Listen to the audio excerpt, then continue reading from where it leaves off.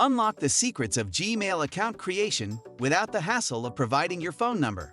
Discover the step-by-step guide to a phone number-free Gmail sign-up, your key to a hassle-free and privacy-conscious email experience. Without wasting your time, let's get started. First of all, open Play Store.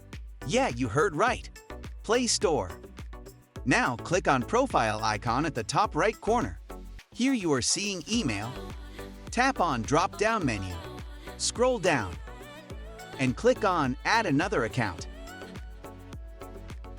Click on Create an account. You can see it here. Now select for personal use. Enter your name. And click on Next. Enter your birthday and click on Next. Select an email, or you can write by your own, and tap on Continue.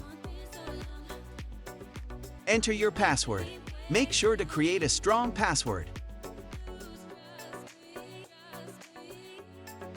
Agree to terms and conditions. There you go. Email has been successfully created without a phone number. You can create multiple emails by using this method.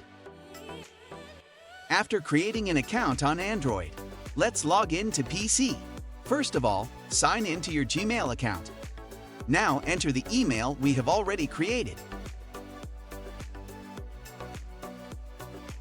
Enter password.